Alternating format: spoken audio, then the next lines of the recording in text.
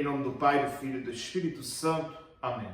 Nós te pedimos, Senhor, a graça do vosso Santo Espírito sobre cada um de nós, que venha nos auxiliar para meditarmos a vossa palavra, compreender os mistérios da nossa salvação e cada vez mais nos conduzir no caminho de nossa conversão por Cristo, nosso Senhor. Amém. Meus irmãos e irmãs, estamos aí meditando o capítulo 21 de São João, versículos 20 a 25, neste sábado da 7ª semana da Páscoa.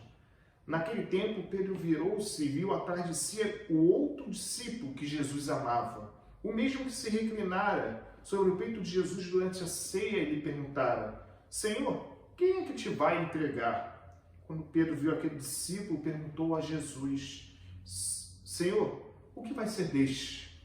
Jesus respondeu: se eu quero que ele permaneça até que eu venha, que te importa isso? Tu segue-me.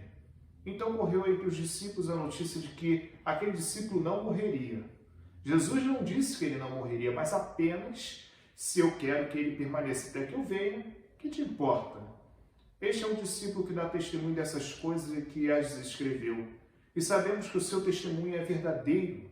Jesus fez ainda muitas outras coisas, mas se fossem escritas todas, penso que não caberia no mundo os livros que deveriam ser escritos. Palavra da salvação, glória a vós, Senhor. Meus irmãos e irmãs, estamos aí hoje meditando neste sábado da 7ª semana da Páscoa, este Evangelho de São João, que é a sua conclusão, dos versículos 20 a 25. Depois daquela pergunta de Pedro e aquele momento íntimo de Jesus com ele perguntando e confirmando o seu ministério petrino de ser pastor supremo da igreja no lugar de Cristo, dele mesmo, João, que estava atrás de Pedro, e Pedro assim olhando, pergunta o que vai ser dele, que era o mais novo de todos. Mas é uma coisa engraçada que até os evangelhos trazem isso para nós. De certa forma, Jesus só fala apenas uma frase e aquela coisa sempre do ditado popular: cada conto aumenta-se um ponto.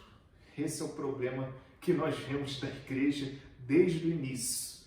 Mas existem os comentários que são bons, outros são destrutivos, que nós precisamos sempre estar atentos e cuidar, porque isso no final, logo da Páscoa, que amanhã já permaneceremos a viver o Pentecostes, encerrando assim esse tempo pascal, o auge dessa celebração da solenidade, a descida do Espírito Santo e a vinda da missão da igreja junto ao nosso Senhor, assistindo por ela.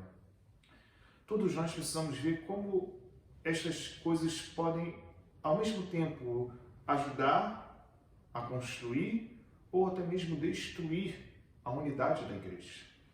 Muitas vezes nós não percebemos, mas um comentário, ele tem aquela coisa da palavra: o poder de edificar, o poder de destruir, o poder de dar vida, o poder de dar a morte. Uma palavra ela pode ser fatal. E nós, sem percebermos, quando não atentamos para isso, pode nos colocar diante de um pecado gravíssimo e mortal. Às vezes não só um, dois. Que primeiro, às vezes é a tentativa do amor ao próximo. E segundo, o não matarás. Porque vemos como as notícias correm, né? Às vezes isso é instigante para nós. As pessoas não conseguem ficar quietas diante de uma coisa, né? Às vezes parece que é aguço a tentação. Fala. Tem algumas pessoas que gostam de falar até pelos cotovelos, né? Mas, infelizmente, é algo que nós precisamos corrigir. Como diz São Tiago, no capítulo 4, né? Justamente a língua é um dos menores bens que podem nos precipitar no inferno. É por isso que a atenção que nós precisamos ter, que às vezes a distorção daquilo que dizemos é o que prejudica muitas vezes a vida de outros. É algo que nós precisamos estar atentos, porque a verdade é algo que é e é necessário sempre ser preservada.